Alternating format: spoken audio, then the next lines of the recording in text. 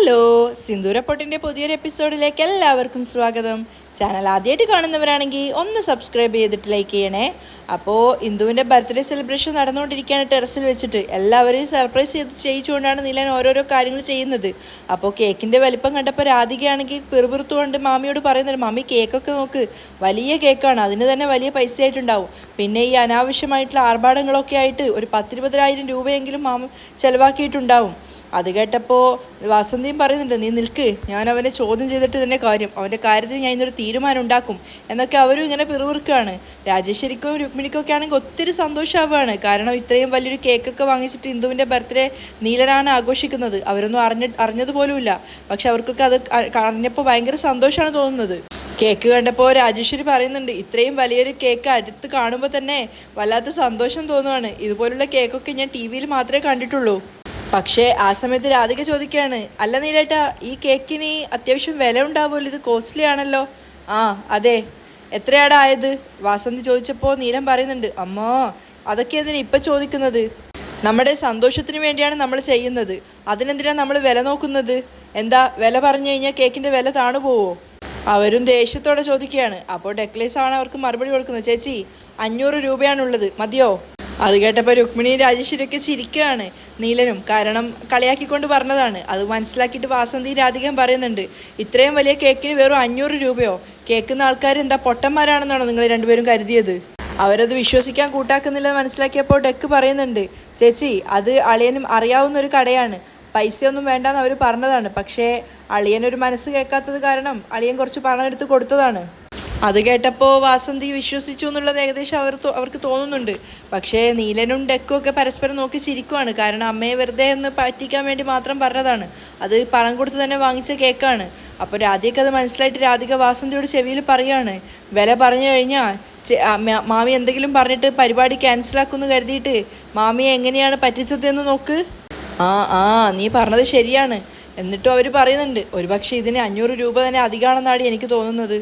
അത് കേട്ട് ഡെക്കിന് ചിരി വരികയാണ്. 500 രൂപയ്ക്ക് അത്രയും വലിയൊരു കേക്ക് കിട്ടിയെന്ന് അവരെ വിശ്വസിക്കുള്ളൂ.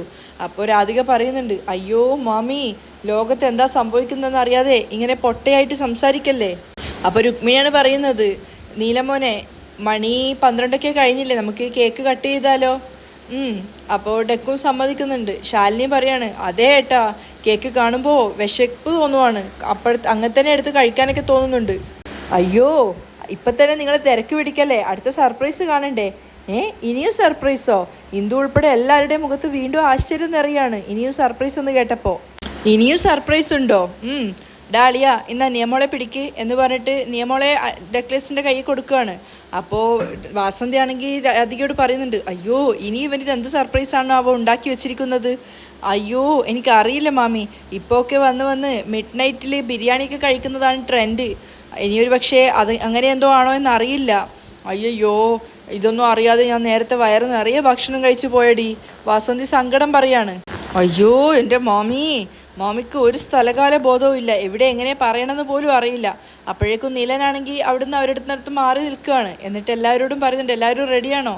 എന്താ അടുത്ത സർപ്രൈസ് ഒന്ന് പറയട്ടാ. എല്ലാവരും ഒരു നിമിഷം ഒന്ന് കണ്ണടയ്ക്ക്. കണ്ണ് മൂടാനോ? എല്ലാവരും ഒന്ന് കണ്ണ് മൂട്. അങ്ങനെ എല്ലാവരും നീലൻ പറഞ്ഞത് പ്രകാരം കണ്ണടച്ച് പിടിക്കുകയാണ്. ആ സമയത്ത് 1 2 3 എന്ന് പറഞ്ഞിട്ട് നീലൻ ആ സർപ്രൈസ് എല്ലാവർക്കും മുന്നിൽ പൊട്ടിക്കുകയാണ്. അത് മറ്റൊന്നും ആയിരുന്നില്ല, അന്ന് മണ്ഡപത്തിൽ വെച്ചിട്ട് പിണങ്ങിപ്പോയ ഇന്ദുവിൻ്റെ അച്ഛനും അമ്മയും ആയിരുന്നു. ഇന്ദു കണ്ണു തുറന്നതും ശരിക്കും ഞെട്ടിപ്പോയിട്ടുണ്ടായിരുന്നു കൺമുന്നിൽ അച്ഛനെയും അമ്മയും കണ്ടപ്പോൾ. ഇനി ഒരിക്കലും ജീവിതകാലത്ത് തന്നെ അന്വേഷിച്ചു വരില്ലെന്നും തന്നോട് അവർ ഒരു തരത്തിലും സംസാരിക്കില്ലെന്നും ഒക്കെ കരുതിയ അച്ഛനും അമ്മയാണ് തനിക്ക് മുൻപിൽ നിൽക്കുന്നത്, അതും നിറഞ്ഞ ചിരിയോടുകൂടി. ഇന്ദുവിനെ വിശ്വസിക്കാനാവുന്നില്ല. രുക്മിണിയും രാജേശ്വരിയും അതുപോലെ വാസന്തി രാധികയും ഒക്കെ ഷോക്കായിട്ട് നിൽക്കുകയാണ്. അമ്മ, ഇന്ദു കരഞ്ഞുകൊണ്ട് മനസ്സിൽ എന്ന പോലെ സംസാരിക്കുകയാണ്. അതിനുശേഷം രുക്മിണിയെ നോക്കിയപ്പോൾ രുക്മിണിയും ആ ഒരു അതിശയത്തിൽ തന്നെയാണുള്ളത്. ഇന്ദുവിനോട് അവരുടെ അടുത്തേക്ക് പോകാൻ വേണ്ടി കണ്ണുകൾ കൊണ്ട് കാണിക്കുകയാണ്. ഇന്ദുവും വേഗം അവരുടെ അടുത്തേക്ക് ഓടിപ്പോകുന്നുണ്ട്. നീലനാണെങ്കിൽ അവിടെ നിന്ന് മാറിക്കൊടുക്കുകയാണ്. അവരച്ഛനും അമ്മയും മകളുമായിട്ടുള്ളൊരു ലോകത്തേക്ക് അവരെ മാറ്റി നിർത്തുകയാണ്. അപ്പോൾ ഇന്ദു ആണെങ്കിൽ ഓടിച്ചെന്നിട്ട് അവളുടെ അമ്മയെ കെട്ടിപ്പിടിക്കുന്നുണ്ട്. പിന്നെ രണ്ടുപേരും കുറേ നേരം പരസ്പരം കരയാണ്. എന്നിട്ട് അതിനുശേഷം അമ്മ അവളോട് സുഖാണോ എന്നൊക്കെ ചോദിക്കുമ്പോൾ ഞാൻ സുഖമായിട്ടിരിക്കുന്നു. അതിനുശേഷം അച്ഛനാണ് അവളെ സ്നേഹത്തോടെ വിളിക്കുന്നത്. ഇന്ദു വേഗം അച്ഛനെയും പോയി കെട്ടിപ്പിടിക്കുകയാണ്. രണ്ടുപേരും അവളെ ചേർത്ത് പിടിച്ചിട്ട് അവളെ ആശ്വസിപ്പിക്കുകയാണ്.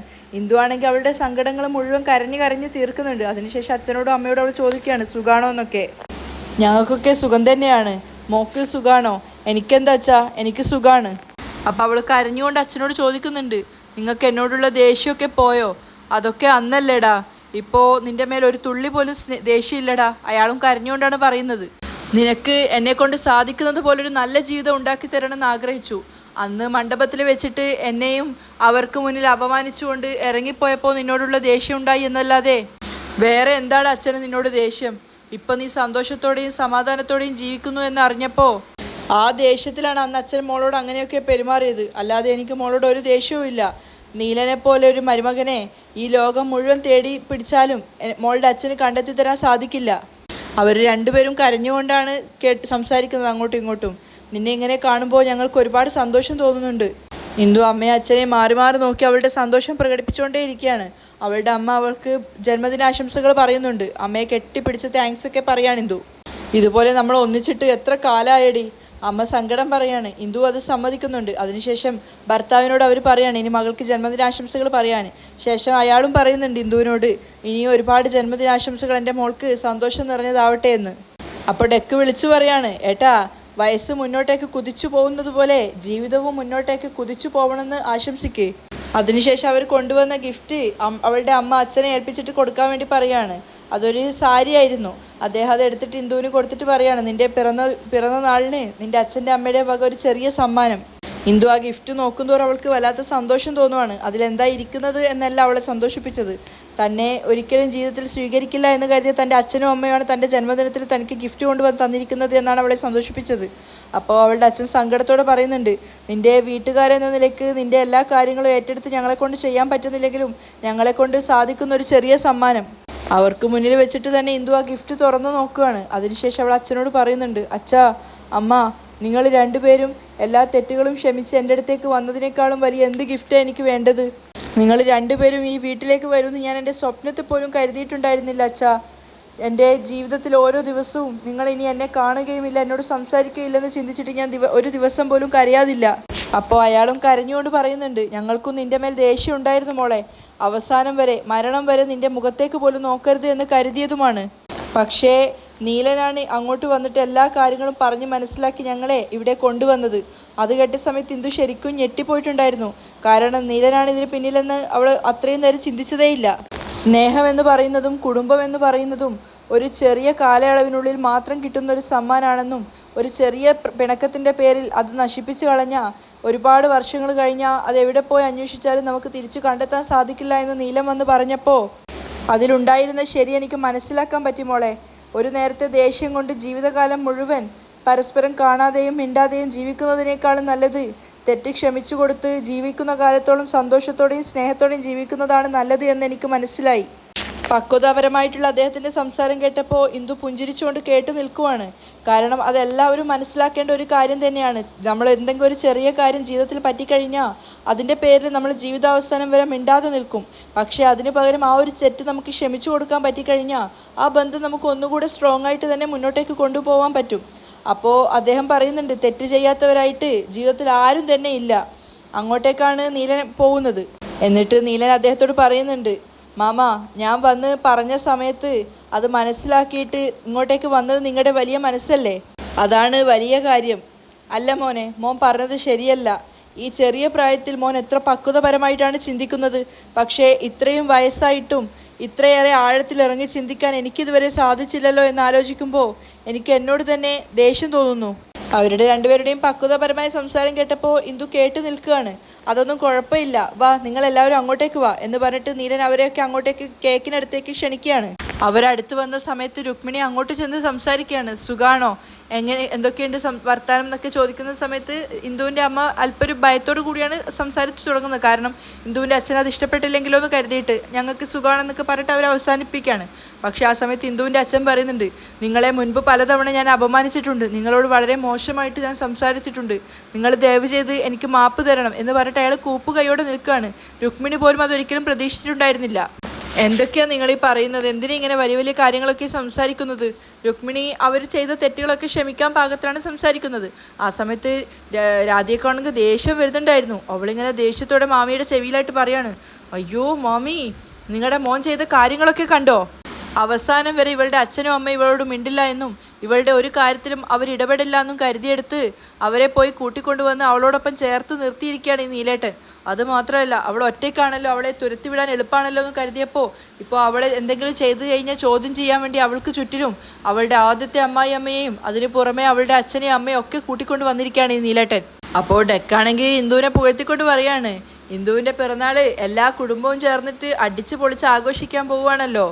ഇനിയും വെച്ചാ കേക്ക് ഉരുക്കി തണുപ്പൊക്കെ പോവും, വേഗം തന്നെ കട്ട് ചെയ്യാൻ നോക്ക്. അപ്പോൾ രാധികക്കൊപ്പം മാറി നിൽക്കുകയാണ് വാസന്തി മുഖവും വീർപ്പിച്ചുകൊണ്ട്. വാ ചേച്ചി അടുത്ത് നിൽക്ക് എന്ന് പറഞ്ഞ സമയത്തൊന്നും അവർ പോകുന്നില്ല. അവസാനം ഡെക്ക് തന്നെ പോയി അവരെ കൈ പിടിച്ച് വലിച്ച് നീലൻ്റെ അടുത്ത് കൊണ്ട് നിന്ന് നിർത്തുകയാണ്. അപ്പോൾ രാധിക ശരിക്കും ഒറ്റപ്പെട്ട പോലെ ആയിപ്പോയിട്ടുണ്ടായിരുന്നു. ഇന്ദുവിൻ്റെ അമ്മയും അച്ഛനെയും ചേർത്ത് അരികെ നിർത്തിയതിന് ശേഷമാണ് ഇന്ദു കേക്ക് കട്ട് ചെയ്യുന്നത്. എല്ലാവരും അവൾക്ക് ബർത്ത്ഡേ വിഷൊക്കെ പാടുന്നുണ്ടായിരുന്നു. ഇന്ദു കേക്ക് കട്ട് ചെയ്തപ്പോൾ ആകെ കൺഫ്യൂഷൻ ആവുകയാണ്. അമ്മായിയമ്മയുണ്ട്, ആദ്യത്തെ അമ്മായിയമ്മയുണ്ട്, അമ്മയും അച്ഛനും ഉണ്ട്, നീലനും ഉണ്ട്. ആർക്ക് കൊടുക്കുന്നുള്ള കൺഫ്യൂഷനിൽ നിന്ന സമയത്ത് നീലൻ പറയാണ് അവളുടെ അച്ഛനും അമ്മയ്ക്കും ആദ്യം കൊടുക്കാൻ. പക്ഷേ അദ്ദേഹത്തിന് നേരെ നീട്ടിയപ്പോൾ അദ്ദേഹം തന്നെയാണ് പറയുന്നത് ആദ്യം നീ നിൻ്റെ ഭർത്താവിന് കൊടുക്ക്. അപ്പോൾ ഇന്ദു നീലനാണ് ആദ്യത്തെ വായിൽ കേക്ക് വെച്ച് കൊടുക്കുന്നത്. കേക്ക് അവൻ്റെ വായിൽ വെച്ചുകൊണ്ട് അവർ രണ്ടുപേരും പരസ്പരം നോക്കിക്കൊണ്ട് നിൽക്കുവാണ്. അത് ശരിക്കും രാധികയെ വല്ലാതെ ഡിസ്റ്റർബ് ചെയ്യുന്നുണ്ടായിരുന്നു. അതേസമയം നീലന് കൊടുത്ത പോലെ തന്നെ നീലൻ ഇന്ദുവിന് ഒരു കഷ്ണം കേക്ക് വായിൽ വെച്ച് കൊടുക്കുകയാണ്. പിന്നീട് നിയമോൾക്കാണ് കൊടുക്കുന്നത്. അതിനുശേഷം കേക്ക് കട്ട് ചെയ്തിട്ട് എല്ലാവർക്കും കൊടുക്കുകയാണ്. ആദ്യം വാസന്തിക്ക് ഒരു പ്ലേറ്റിലാക്കി കൊടുത്തപ്പോൾ വാസന്തി വേഗം പിറന്നാൾ ആശംസകളൊക്കെ പറയുന്നുണ്ട്. പിന്നീട് രാധികയ്ക്ക് കൊടുത്തപ്പോൾ ഒന്ന് വാങ്ങാൻ മടി കാണിച്ചെങ്കിലും പിന്നീട് അവളും അത് വാങ്ങിക്കുകയാണ്. കേക്ക് വാങ്ങിച്ചെങ്കിലും വാസന്തി കഴിച്ചിട്ടൊന്നും ഉണ്ടായിരുന്നില്ല. പക്ഷെ രാധിക അപ്പം തന്നെ കഴിക്കാൻ തുടങ്ങിയിട്ടുണ്ടായിരുന്നു.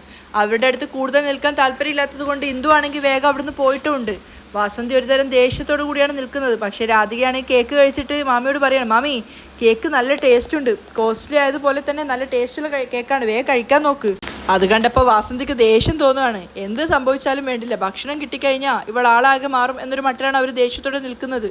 അതേസമയം ഇന്ദു ആണെങ്കിൽ കേക്കൊക്കെ കഴിച്ചതിന് ശേഷം അവളുടെ അമ്മയായിട്ട് ഒന്നിച്ച് സംസാരിക്കുകയാണ്. അമ്മയോട് അവൾ അതിശയത്തോടെ പറയുന്നുണ്ട്, അമ്മ സത്യമായിട്ടും അച്ഛൻ ഇങ്ങനെ പിണക്കം മാറി വന്നത് കണ്ടിട്ട് എനിക്ക് തന്നെ അതിശയാവുന്നു. അത് കേട്ട് അവളുടെ അമ്മയും പുഞ്ചിരിക്കുകയാണ്.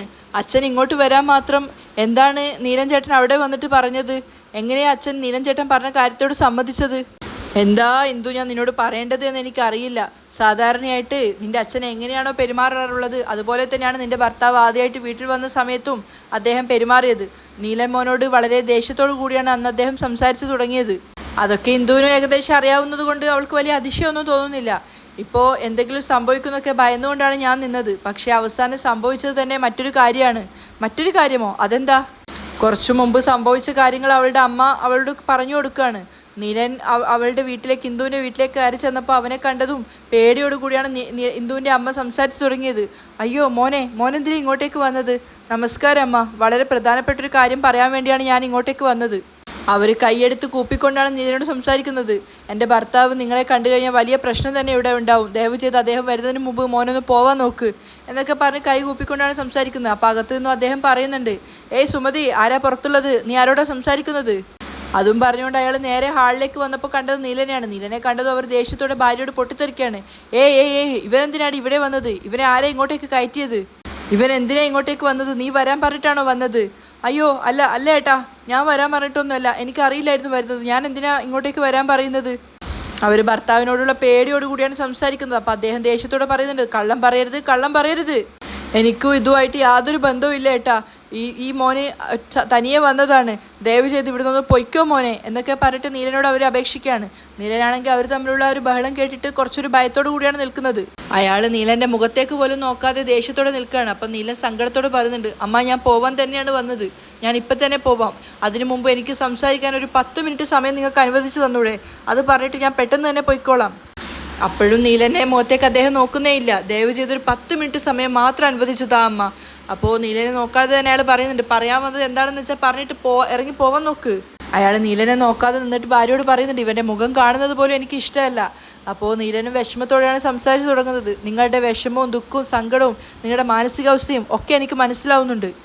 നിങ്ങൾ ഇന്ദുവിന് വേണ്ടി ഉറപ്പിച്ച കല്യാണ മണ്ഡപത്തിൽ വരെ എത്തിയിട്ട് ഇന്ദുവിന് ആ കല്യാണം നടത്താൻ ഇഷ്ടമല്ലെന്ന് പറഞ്ഞിട്ട് എന്നെ കൊണ്ട് കല്യാണം കഴിപ്പിച്ചു. നീലൻ പറയുന്നത് കേട്ടിട്ട് മിണ്ടാതെ നിൽക്കുകയാണ് അവർ രണ്ടുപേരും. തൻ്റെ സ്വന്തം മകള് കല്യാണ മണ്ഡപത്തിൽ വെച്ചിട്ട് ഇങ്ങനെ ഒരു തീരുമാനം എടുക്കുന്നത് ഏതൊരു അച്ഛനും അമ്മയ്ക്കും അപമാനം തന്നെയാണ്. ഇന്ന് വരെ നിങ്ങൾ പോയെടുത്തോളുള്ള എല്ലാ സ്ഥലത്തും ഈ ഒരു കാര്യം പറഞ്ഞ് എല്ലാവരും നിങ്ങളെ അപമാനിച്ചിട്ടുണ്ടാവും. ആ ഒരു കാര്യം എനിക്ക് നന്നായിട്ട് മനസ്സിലാവുന്നുണ്ട്. ഇതെല്ലാം ഒരു ഭാഗത്തുണ്ടെങ്കിലും നിങ്ങൾ ഇങ്ങനെയൊക്കെ ചെയ്ത് കല്യാണം നടത്താൻ തീരുമാനിച്ചത് നിങ്ങളുടെ മകളുടെ ജീവിതം സന്തോഷമുള്ളതാക്കാൻ വേണ്ടിയല്ലേ? നിങ്ങൾ ആഗ്രഹിച്ചതുപോലെ ഇന്ദു ഇപ്പോൾ സന്തോഷത്തോടു കൂടിയാണ് ജീവിക്കുന്നത്. എല്ലാവരും അവൾക്ക് ചുറ്റുമുള്ള ഒരു സന്തോഷം നിറഞ്ഞൊരു ജീവിതം. എന്നിട്ട് ചുറ്റിലും നോക്കിക്കൊണ്ട് അവൻ പറയാണ്, ഇത് നിങ്ങളുടെ സ്വന്തം വീടാണോ എന്ന് എനിക്കറിയില്ല, പക്ഷേ ഞങ്ങളിപ്പോൾ താമസിക്കുന്നത് ഞങ്ങളുടെ സ്വന്തം വീട്ടിലാണ്. അതും നിങ്ങളുടെ സ്വന്തം മകള് അവളുടെ അധ്വാനം കൊണ്ടുണ്ടാക്കിയ അവളുടെ സ്വന്തം വീട്ടിൽ. എൻ്റെ കുടുംബം പോലും ആ വീട്ടിലാണുള്ളത്. എൻ്റെ ഭാര്യ ഉണ്ടാക്കിയ വീട്ടിലാണ് ഞാൻ താമസിക്കുന്നത് എന്ന് പറയുമ്പോൾ എനിക്ക് വല്ലാത്ത അഭിമാനമുണ്ട്. നീലൻ ഇന്ദുവിനെ കുറിച്ച് സംസാരിക്കുന്നതും പെരുമയോടുകൂടി പറയുന്നതൊക്കെ കേട്ടപ്പോൾ അവളുടെ അമ്മയ്ക്ക് ഒത്തിരി സന്തോഷമാവുന്നുണ്ട്. അവളുടെ അച്ഛൻ അങ്ങോട്ടേക്ക് നോക്കുന്നില്ലെങ്കിലും അമ്മ നിറഞ്ഞ പുഞ്ചിരിയോടുകൂടിയാണ് കേട്ടു നിൽക്കുന്നത്. അപ്പോൾ നീലൻ അവർ രണ്ടുപേരും കേൾക്കാൻ വേണ്ടി പറയാണ്, ഒരു പെൺകുട്ടി ഈ വയസ്സായപ്പോഴേക്കും ഇത്രയും വളർന്നിട്ടുണ്ടെങ്കിൽ അത് വലിയൊരു കാര്യം തന്നെയാണ്. അവളുടെ ആ വളർച്ചയ്ക്ക് പിന്നിൽ തീർച്ചയായിട്ടും നിങ്ങൾ രണ്ടുപേരും തന്നെയാണ് പ്രചോദനമെന്ന് എനിക്കറിയാം. തീർച്ചയായിട്ടും അതുകൊണ്ട് തന്നെ അവളുടെ ആ ഒരു വളർച്ച നിങ്ങൾ കാണണമെന്നും ഞാൻ ആഗ്രഹിക്കുന്നു. അതുകൊണ്ട് നിങ്ങളോട് കാര്യങ്ങളൊക്കെ സംസാരിച്ച് നിങ്ങളെയും കൂട്ടിയിട്ട് പോവാനാണ് ഞാൻ വന്നത്. അത് കേട്ടപ്പോൾ ദേഷ്യത്തോടെ അയാൾ പറയുന്നുണ്ട്, പറയാൻ വന്നതൊക്കെ പറഞ്ഞു കഴിഞ്ഞില്ലേ, ഇനി ഇവനോട് ഇവിടെ നിന്ന് ഇറങ്ങി പോവാൻ പറ. അത് കേട്ടതും നീലൻ ആകെ പേടിച്ച് നിൽക്കുകയാണ്. താൻ ഇത്രയൊക്കെ പറഞ്ഞിട്ടും അദ്ദേഹത്തിൻ്റെ മനസ്സിന് യാതൊരു മാറ്റവും വന്നിട്ടില്ലെന്ന് നീലന് മനസ്സിലായി. നിങ്ങളോട് ഇവിടെ നിന്ന് ഇറങ്ങി പോവാനാ പറഞ്ഞത്. നീലന് നേരെ അയാൾ തട്ടിക്കയറുകയാണ്. അച്ഛാ, നിങ്ങളുടെ ദേഷ്യമൊക്കെ ഒരു ഭാഗത്ത് നിന്നോട്ടെ, പക്ഷെ നിങ്ങളുടെ മകൾ സന്തോഷിക്കാൻ വേണ്ടി ആയിരുന്നില്ല നിങ്ങൾ ഇതൊക്കെ ചെയ്തത്. ഇന്ന് നിങ്ങൾ ആഗ്രഹിച്ചതുപോലെ നിങ്ങളുടെ മകൾ സന്തോഷത്തോടു കൂടിയാണ് ജീവിക്കുന്നത്. അത് നിങ്ങൾക്ക് കാണണമെന്നില്ലേ? നീലൻ്റെ ചോദ്യങ്ങൾക്കൊന്നും മറുപടി ഇല്ലാതെ നിൽക്കുവാണ് അയാൾ. നിങ്ങളെ കണ്ടു കഴിഞ്ഞ് ഇന്ദു ഒരുപാട് സന്തോഷിക്കും. ഇന്ദു സന്തോഷിക്കരുതെന്നാണോ നിങ്ങൾ ആഗ്രഹിക്കുന്നത്? പറയൂ. ഒന്നിനും മറുപടി ഇല്ലാതെ നിൽക്കുകയാണ് രണ്ടുപേരും. അച്ഛനാണെങ്കിൽ മുഖത്ത് നല്ല ദേഷ്യത്തോടെയാണ് നിൽക്കുന്നത്. നീലൻ അപ്പോൾ അവരുടെ രണ്ടുപേരുടെയും നേരെ നോക്കിക്കൊണ്ട് കൈകൂപ്പിക്കൊണ്ട് പറയാണ്, ഞാൻ നിങ്ങളുടെ രണ്ടുപേരുടെയും കാൽക്കൽ വീഴാം, ദയവ് ചെയ്തൊന്ന് വരൂ. ഇന്ദു നിങ്ങൾ പ്രസവിച്ച മകളാണ്. അച്ഛനും അമ്മയും ജീവനോടെ ഉള്ളപ്പോൾ അച്ഛനും അമ്മയില്ലാതെ ജീവിക്കുന്നത് എത്രത്തോളം സങ്കടം നിറഞ്ഞ കാര്യമാണെന്ന് നിങ്ങൾക്ക് ഊഹിക്കാൻ പറ്റുമോ? എത്രയൊക്കെ ആണെങ്കിലും ഇന്ദു നിങ്ങളുടെ മകള് തന്നെയല്ലേ. ദയവ് ചെയ്ത് ഇന്ദു ചെയ്ത തെറ്റ് ക്ഷമിച്ച് അവൾക്ക് വേണ്ടി ഞാൻ നിങ്ങളോട് മാപ്പ് ചോദിക്കാം. അപ്പോൾ അവളുടെ അമ്മ പറയുന്നുണ്ട്, മോനെ, അന്ന് നാട്ടിലും നാട്ടുകാർക്ക് മുൻപിൽ വെച്ച് കല്യാണ മണ്ഡപത്തിൽ വെച്ച് ഞങ്ങളെ അപമാനിച്ച് ഇറങ്ങിപ്പോയിട്ട് ഇന്ന് ഈ 4 ചുവരിനകത്ത് വന്നിട്ട് നീ ഇങ്ങനെ മാപ്പ് പറഞ്ഞത് കൊണ്ട് എന്തെങ്കിലും പ്രയോജനമുണ്ടോ? അത് കേട്ടപ്പോൾ നീലന് വിഷമാവുകയാണ്. പറ, ഞങ്ങളുടെ കുടുംബത്തിലോ അല്ലെ നാട്ടുകാർക്കിടയിലോ ഒരു സ്ഥലത്ത് പോലും ഞങ്ങൾക്കിപ്പോൾ ഒരു ഫംഗ്ഷനും അറ്റൻഡ് ചെയ്യാൻ പറ്റുന്നില്ല. ഇവൾ ചെയ്ത ഈ ഒരു തെറ്റ് കാരണം ഇവളുടെ അനിയത്തിയുടെ ഭർത്താവ് പോലും ഇനി അവളെ സ്വീകരിക്കില്ല എന്ന് പറഞ്ഞിട്ട് പോയിരിക്കുകയാണ്. അതൊക്കെ മറന്നിട്ട് അവളുടെ കൂടെ സ്നേഹത്തോടെയും സന്തോഷത്തോടെയും നിങ്ങൾ ഒന്നിച്ച് ജീവിക്കണം എന്നാണോ നീ പറഞ്ഞു വരുന്നത്? അത് കേട്ടപ്പോൾ താൻ വന്ന കാര്യം നടക്കില്ല എന്ന ഭയത്തിൽ നിൽക്കുവാണ് നീലൻ. അവിടെയാണ് ഇന്നത്തെ എപ്പിസോഡ് വൈൻഡപ്പ് ചെയ്യുന്നത്.